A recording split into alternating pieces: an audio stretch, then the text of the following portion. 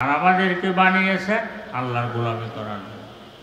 তা আমরা আল্লাহর গোলামের থেকে যতটুকু দূরে সরি, আল্লাহ তাআলার মখলুক বাকি মখলুকগুলো আমাদের গোলামির থেকে দূরে সরে। কথা বুঝে আসছে? তো সেই জন্য আল্লাহ তাআলা বলতেছেন, আমি জিন এবং ইনসান দোনো গোষ্ঠীকে বানিয়েছি, একমাত্র উদ্দেশ্য হল আমার গোলামি করা। অন্য আয়াতের মধ্যে আল্লাহ পাক সুবহানাহু ওয়া তাআলা ফরমান যে আমি তোমাদের জান এবং মাল, তোমাদের জান এবং মালকে বেহেশতের পরিবর্তে আমি ক্রয় করে নিয়েছি। অর্থাৎ আমরা বেহেশতের পরিবর্তে আমার জান এবং আমার মাল আল্লাহ তাআলার কাছে বিক্রি করে দিয়েছি। তা আল্লাহ তাআলার কাছে যখন আমরা জান আমার মাল আল্লাহ তাআলার কাছে বিক্রি করে দিয়েছি, তো এখন আমার মাল আমার মন মতো আমি খরচ করতে পারবো? দুজনে এটা আল্লাহ তাআলার কাছে বিক্রি করে দিয়েছি। আমার জান আমি আমার মন মতে এই চালাইতে পারবো? সেই জন্য আমার জানও তো আমি আল্লাহ তাআলার কাছে বিক্রি করে দিয়েছি। তো জান এবং মাল দোনোটা হলো আয়েবদার জিনিস, এগুলো কোনো ভালো জিনিস না। মানুষের নফস এগুলো খারাপ জিনিস, মালও খারাপ জিনিস, মালও কোনো ভালো জিনিস না। দুইটা আয়েবদার জিনিসের পরিবর্তে আল্লাহ তাআলা বিক্রি করতেছে যে বেহেশতকে, যেটার মধ্যে কোনো খারাপই নেই, ভালাই কে বালা। তো আল্লাহ তাআলা কেন বিক্রি করতেছে জান এবং মালের পরিবর্তে বেহেশতকে? বলতে আল্লাহ তাআলা বলতেছেন, হ্যাঁ আমার বান্দারা, তোমার জান এবং মাল দিয়ে আমি কি করব? আল্লাহ তাআলার কাছে আমাদের জান আমাদের মালের প্রয়োজন আছে না? আল্লাহ তাআলার কাছে তো কোনো প্রয়োজন নেই। ওগুলোর তো আমার প্রয়োজন না, আমার দরকার নেই। কমাস কম আমার কাছে বিক্রি করে দিয়েছো মনে করে যেন তোমার জান তোমার মাল তোমার মন মতে খরচ না করো, না চলো, আমার রাতে মধ্যে চালাবে। কথা বুঝে আসছে? দুনিয়া আমরা মনে করতেছি দুনিয়ার মধ্যে আমরা মনে করি যার কাছে গাড়ি বাড়ি ধন দৌলত জায়গা জমি এগুলো বেশি আছে সে চালাক, আমরা মনে করি, ঠিক না? আমরা তাকে চালাক মনে করি। বাস্তব কি তারা চালাক? আপনি গাড়ি বাড়ি সব কিছু করলেন, এই আপনি ঘর করলেন একবারে বহুত টাকা খরচ করে, কোটি টাকা খরচ করে ঘর করলেন। এই ঘরের মধ্যে আপনার শান্তি আছে? এই ঘরের শান্তি আছে? আপনি ঘর কমপ্লিট করছেন, বড় করে ঘর করছেন। আমি এক জায়গায় গেছি, মসজিদের মধ্যে এই যার দাওয়াতে গেছি, দেখতেছি আমি মসজিদে নামাজ পড়ার জন্য গেছি, সে মসজিদে শুয়ে আছে।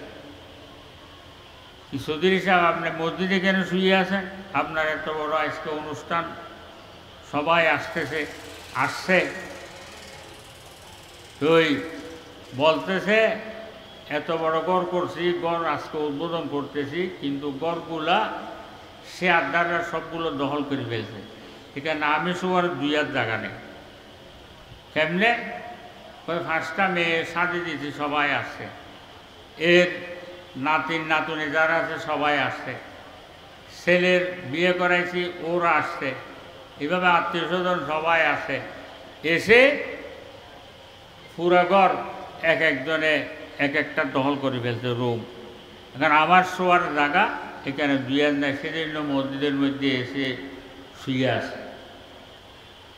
তাইলে আপনি কোটি টাকা খরচ করে ঘর করছেন, উদ্বোধনের সময় আপনিও ঘরের মধ্যে থাকতে পারতেছেন। সেই এই ঘরের মধ্যে শান্তি আছে? আচ্ছা, আরামসে একদম ঘর কমপ্লিট করছেন, শোয়ার জন্য গেছেন, কারেন্টটা চলে গেছে, সেখানে আর আরাম আছে? মশা মাছি সবগুলো আসে ভেঙে করে ধরছে, এটা আজাব হয়ে গেছে না? তা আমরা মনে করছি যে ঘর বহু শান্তির জায়গা। আসল কি শান্তির জায়গা? টাকা পয়সা যার কাছে বেশি আমরা মনে করি তারা চালাক। আমরা জানি যারা বাংলাদেশের মধ্যে শিল্পপতি বড় বড় যারা ব্যবসায়ীরা ল্যান্ড ক্লোজার গাড়ি দৌড়াইতেছে, বড় বড় বিল্ডিংয়ে থাকতেছে, ওদের কাছে গিয়ে জিজ্ঞেস করেন ওরা কোন আরামের মধ্যে আছে। এই কয়েকদিন আগেও আমার মাদ্রাসার মধ্যে একজন বড় শিল্পপতি, ৭৫,০০০ মানুষ তার সেখানে কাজ করে, তার ফ্যাক্টরিতে ৬৫,০০০ মানুষ কাজ করে। তো সে কত বড় ব্যবসায়ী, সে এসে কাঁদতেছে, হয়তো হুজুর কাঁদতে কাঁদতে। আমি বলতেছি কাঁদতেছেন কেন, কী হয়েছে বলেন? সে বলতেছে হয়তো হুজুর প্রতি মাসের ৩ তারিখ বেতন দিতে হয়। এখন ৬৫,০০০ মানুষ আমার এখানে কাজ করে, কয়েকশো কোটি টাকা তার বেতন আসে মাসিক।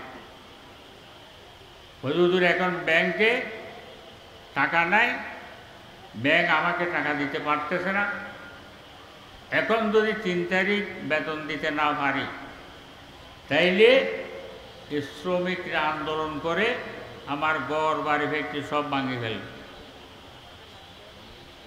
এই আমার এমন অবস্থা হয়ে গেছে যে আজকে আপনার এখানে আসছি যে আমার এক বন্ধু থেকে টাকা ১ লাখ নিয়ে গাড়ির মধ্যে পেট্রোল ঢেলে আপনার এখানে আসছে, পেট্রোল ডালার পশু আমার কাছে। সেই আমরা মনে করছি যার ল্যান্ড ক্লোজার গাড়ি আছে, বাড়ি আছে, ফ্যাক্টরি আছে, তারা চালাক, আর তারা সব চাইতে আরামে। তারা কি আরামে? আপনি তাদের কাছে গেলে না বুঝবেন এরকম অবস্থার মধ্যে আছে।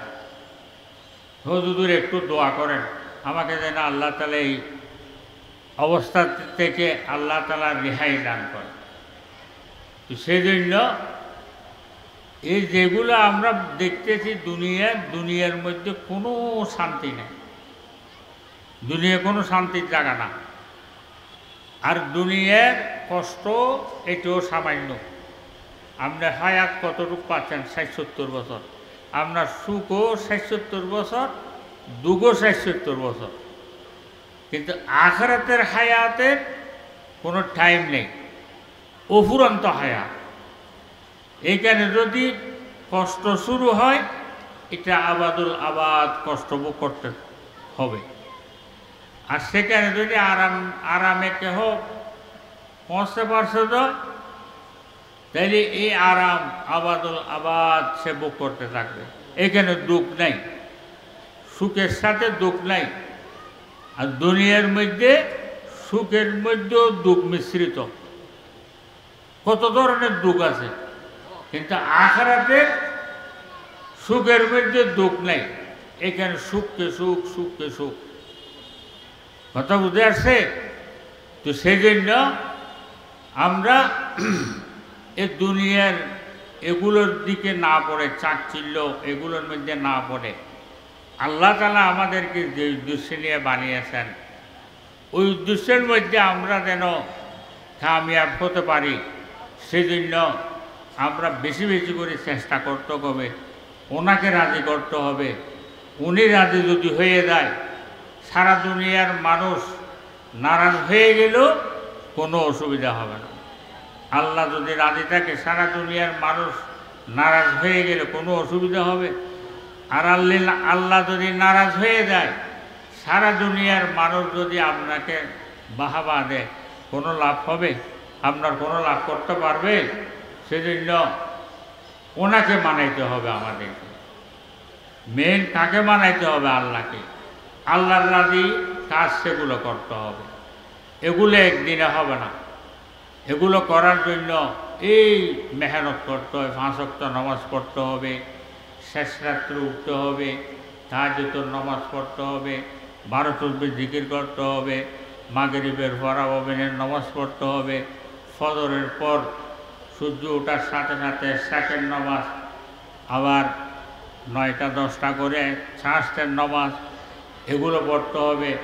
5 ওয়াক্ত নামাজ টাইম অনুযায়ী আদায় করতে হবে, হালাল খাইতে হবে, হারাম থেকে বাঁচতে হবে, মানুষের ভালাই করতে হবে, মানুষকে কষ্ট দেওয়ার থেকে বাঁচতে হবে। এইভাবে সবগুলো করতে করতে করতে করতে কোনো একটা কাজের মধ্যে যদি আল্লাহ রাজি হয়ে যায়, তাইলে তলোয়ার মারে দিলাম, আর কোনো ফিকির নেই। কথা বুঝে আসছে? আর কোনো চিন্তা নাই। সেই জন্য সব সময় আমরা দ্বীনের সাথে লেগে, এই আলেম ওলামাদের সাথে লেগে, আল্লাহওয়ালাদের সাথে লেগে হায়াতটা কাটানোর জন্য সবাই চেষ্টা করব। আল্লাহ তাআলা আমরা সবাইকে আমল করার জন্য তৌফিক দান করুক। এবং এইখানে নতুন মাদ্রাসা হয়েছে, এই মাদ্রাসার সাথে লেগে এই সবাই হায়াতটা কাটানোর জন্য চেষ্টা করবেন, মাদ্রাসার খোঁজখবর নেবেন, মাদ্রাসার মধ্যে সাহায্য সহযোগিতা করবেন। মাদ্রাসার বহু জায়গার প্রয়োজন, কারণ মসজিদের জায়গার ব্যবস্থা হয়েছে, কিন্তু এইখানে আরও বহু টাকা বাকি আছে, ওগুলো পরিশোধ করতে হবে, মসজিদ করতে হবে, মাদ্রাসার জন্য জায়গা নিতে হবে, মাদ্রাসা করতে হবে, বিশাল খরচের প্রয়োজন। তো এগুলো আমাদের সামনে তো বড়, কিন্তু আল্লাহ তাআলার সামনে এগুলো কিছু না। আমাদের সামনে বড়, আল্লাহর সামনে এগুলোর কোনো ভ্যালু আছে? আল্লাহ চাইলে এগুলো 1 সেকেন্ডের মধ্যে করে দিতে পারে। তো সেদিনটা আমরাও চেষ্টা করব, আল্লাহ তাআলার কাছেও দোয়া করব। আল্লাহ তাআলা আমরা সবাইকে এই মাদ্রাসার সাথে লেগে হায়াতটা কাটানোর জন্য তৌফিক দান করুক। সম্মানিত উপস্থিতি, উত্তর কালিয়াজুড়ি বাবুস সালাম জামিয়া জমিরিয়া মারকাজুদ দাওয়া ওয়াল ইরশাদ